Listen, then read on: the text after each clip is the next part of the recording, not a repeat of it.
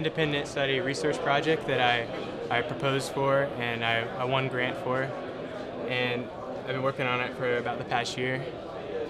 It started with the design and the idea.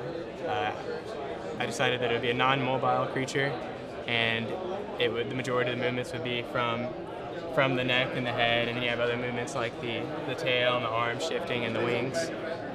So I started with a clay model, and then from that clay model I did a negative mold with concrete, and then with the negative mold I put in liquid latex, and when it dried and came out, then I had a rubbery skin-like material. And then from there I went and built up the mechanisms that would fit inside the skin. And then after the mechanisms were created and tested, then I began programming. And the reason the autonomous part of this is because most animatronics work off pre-programmed shows. The difference with mine is that it reacts to things in the environment through the sensors I have. I have a number of different micro switches embedded up under his skin. So, for example, I poke him on the left, he turns and looks left. I poke him on the right, he turns and looks back right. He has sound, so I poke him somewhere he doesn't like, he'll growl at me.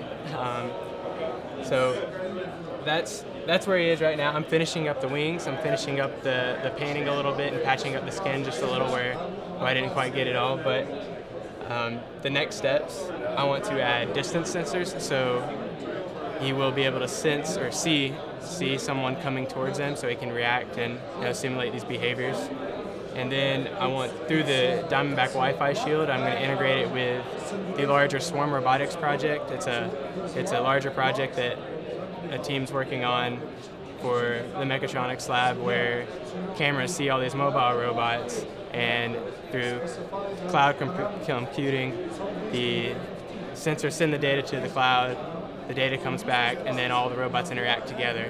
And so when he's finished, then that's where the next steps will go, is to integrate it with the larger Swarm Robotics project.